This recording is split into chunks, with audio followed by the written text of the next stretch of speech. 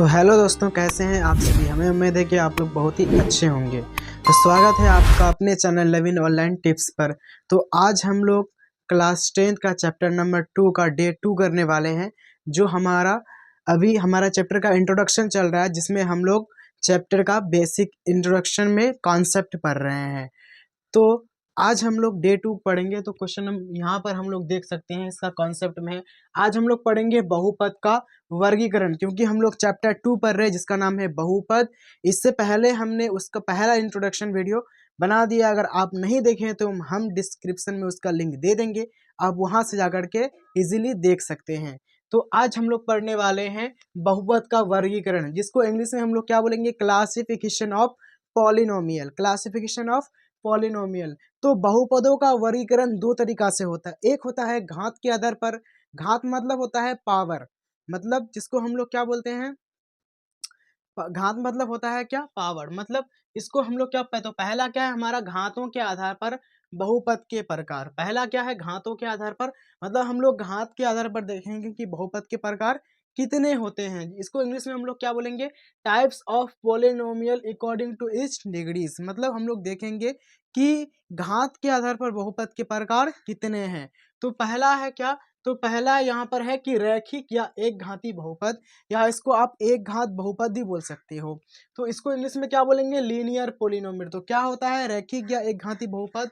तो ऐसा बहुपद जिसका अधिकतम घात कितना हो, एक हो। अगर किसी भी बहुपद में घात अगर एक होगा तो उसको हम लोग क्या बोलते हैं, रैखिक या एक घाती बहुपद।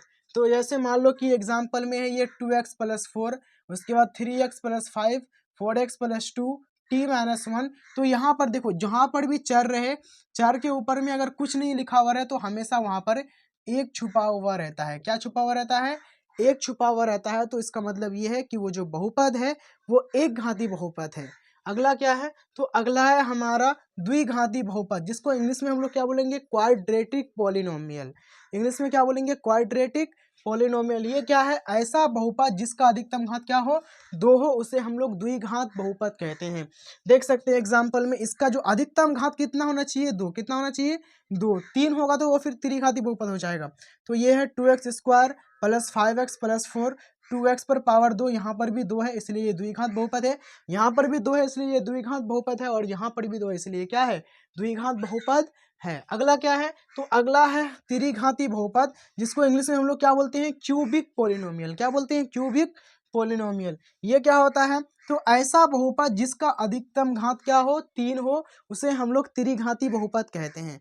जिसका अधिकतम घात 3 हो उसे हम लोग क्या कहते हैं, त्रिघाती बहुपद कहते हैं। जैसे एग्जाम्पल में है ये 4x³ + 3x² + 5x + 4, फिर क्या है x³ + 4, फिर क्या है t³ + 2। मतलब अधिकतम जो घात होगा ना चाहिए वो कितना होना चाहिए, 3।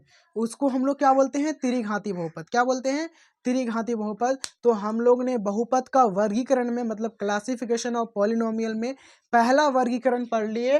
किसके आधार पर, तो घातों के आधार पर बहुपद के प्रकार कितने, तो 3। पहला रैखिक या एक घाती बहुपद, दूसरा द्विघाती बहुपद, तीसरा त्रिघाती बहुपद। रैखिक या एक घाती बहुपद क्या होता है, जिसका अधिकतम घात 1 होता है उसको हम लोग क्या बोलते हैं, रैखिक या एक घाती बहुपद। जिसका अधिकतम घात 2 होता है उसे हम लोग द्विघाती बहुपद कहते हैं, और जिसका अधिकतम घात 3 होता है उसे हम लोग क्या कहते हैं, त्रिघाती बहुपद कहते हैं। अब अगला चलते हैं, इसका बहुपद का वर्गीकरण का दूसरा वर्गीकरण में चलते हैं। तो पदों के आधार पर बहुपद के प्रकार, ये भी इंपॉर्टेंट है, कभी कभी पूछ लेता है कि इस बहुपद में कितना पद है। तो इसको इंग्लिश में हम लोग क्या बोलेंगे, types of polynomial according to इस टर्म्स। मतलब अब टर्म्स के आधार पर हम लोग देखेंगे कि बहुपद के कितने प्रकार होते हैं। तो टर्म्स के आधार पर, मतलब पद के आधार पर बहुपद के प्रकार 3 होते हैं। पहला है क्या, एक पदी बहुपद। इसको इंग्लिश में हम लोग क्या बोलेंगे, मोनोमियल पॉलिनोमियल। इंग्लिश में क्या बोलेंगे, मोनोमियल पॉलिनोमियल। तो ऐसा बहुपद जिसमें केवल एक ही पद हो, मतलब एक ही टर्म्स हो, उसे हम लोग क्या कहते हैं, एक पदी बहुपद। जैसे ये 4x² है तो इसके साथ कुछ नहीं होना चाहिए, मतलब एक ही ठो पद होना चाहिए। उसके बाद ये क्या है, ये 3x³ है, t² है, मतलब एक ही पद हो, उसे हम लोग क्या कहते हैं, एक पदी बहुपद। इंग्लिश में क्या कहते हैं, मोनोमियल पॉलिनोमियल।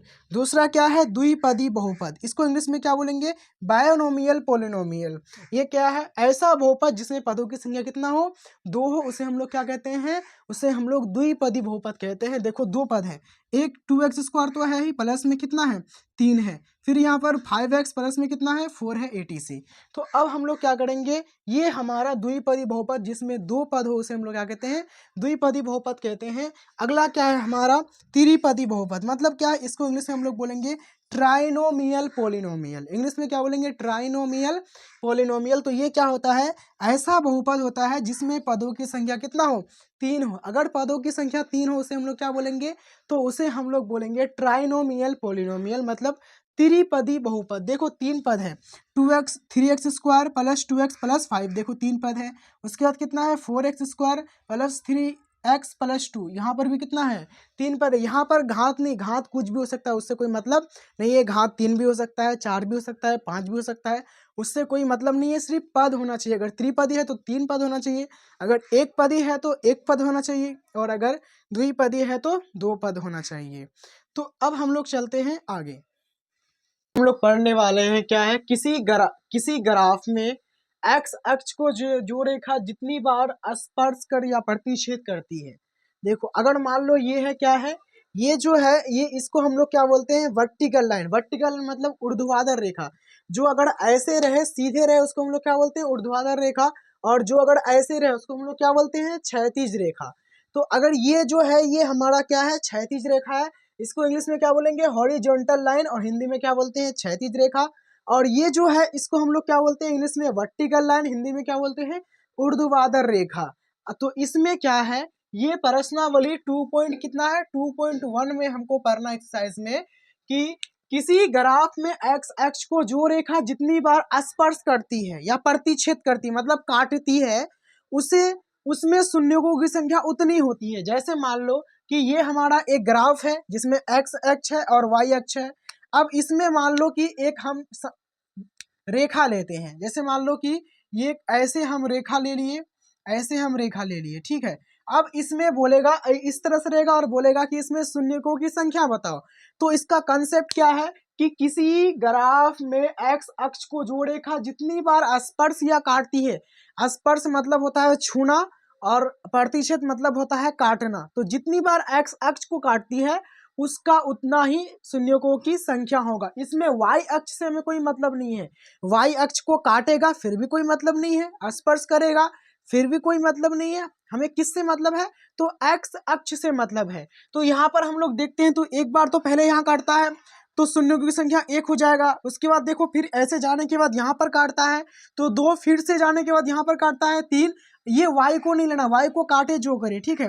3 हो गया, फिर ऐसे जाना है तो यहाँ पर स्पर्श करता है 4। तो हम लोग यहाँ पर लिख सकते हैं कि इसमें जो शून्यकों की संख्या है, शून्यकों की क्या है संख्या है, ये कितना हो जाएगा, 4 हो जाएगा। कितना हो जाएगा, 4 होगा। और जिसमें एक्स अक्ष को रेखा एक भी बार प्रतिच्छेद करे, ना काटे ना उसको स्पर्श करे, तो उसमें शून्यकों की संख्या एक भी नहीं, मतलब 0 हो जाती है, शून्य हो जाती है, ठीक है। तो ये कॉन्सेप्ट हमको 2.1 में लगाना है। आगे क्या है कि अगर एक घाती बहुपद है, मतलब किसी का घात अगर एक है, जैसे मान लो 2x प्लस 3 है, तो इसमें कुछ नहीं है तो एक छुपा हुआ है, क्योंकि किसी भी चर के ऊपर में अगर कुछ नहीं रहता तो एक छुपा रहता है। तो अगर एक घाती कोई बहुपद है, एक घाती बहुपद का आलेख, आलेख मतलब होता है ग्राफ, क्या होता है, ग्राफ, जो इस तरह का दिख रहा है अभी। एक घाती बहुपद का आलेख हमेशा क्या होता है, सरल रेखा होता है। यहाँ से ऑब्जेक्टिव में पूछ सकता है कि एक घाती बहुपद का आलेख कैसा होता है, तो सरल रेखा होता है। कैसा होता है, सरल रेखा मतलब स्ट्रेट लाइन, पूरा सीधा। जैसे यहाँ पर है, अगर इसको हम इरेज कर दें तो यहाँ पर देखो, अगर ऐसे रहे ना कोई रेखा, अगर ऐसे रहे तो उसको हम लोग क्या बोलते हैं, स्ट्रेट लाइन, मतलब सीधी लाइन, मतलब सरल रेखा। तो एक घाती बहुपद का आलेख हमेशा क्या होता है, सरल रेखा होता है। ये आपको याद रखना पड़ेगा, बहुत ही इंपॉर्टेंट पॉइंट है ऑब्जेक्टिव के लिए।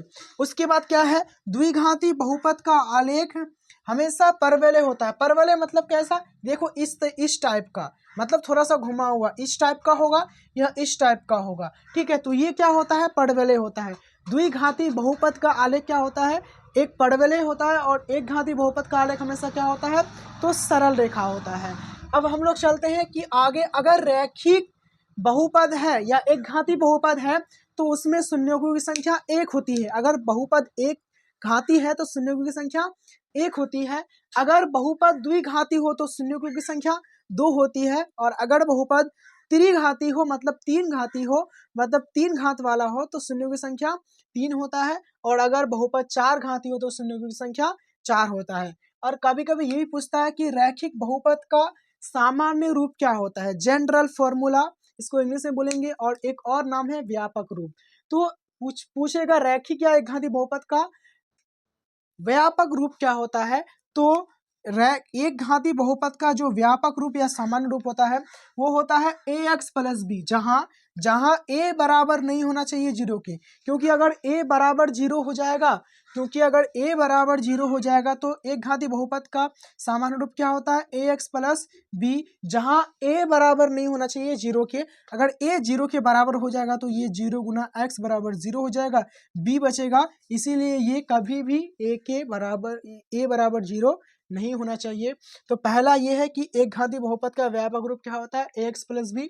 तो एक घाती बहुपद का व्यापक रूप क्या होता है ax square plus bx plus C, जहां फिर a बराबर नहीं होना चाहिए किसके 0 के। अगर a बराबर 0 हो जाएगा तो ये पूरा ही 0 हो जाएगा। अब हम लोग क्या करेंगे, अगला क्या है त्रिघाती बहुपद का सामान्य रूप क्या होता है, तो ये होता है ax cube plus bx square plus cx plus d, जहां a 0 के बराबर नहीं होना चाहिए। तो आज इतना ही तक रहने देते हैं, मिलते हैं किसी नेक्स्ट वीडियो में। और अगर आप हमारे चैनल पर नए आए हैं तो अगर आपको वीडियो अच्छा लगा तो वीडियो को लाइक करें, और एक प्यारा सा कमेंट ज़रूर कर दें कि आपको वीडियो कैसा लगा। और अगर आप हमारे चैनल पर नए हैं तो चैनल को सब्सक्राइब करना ना भूलें।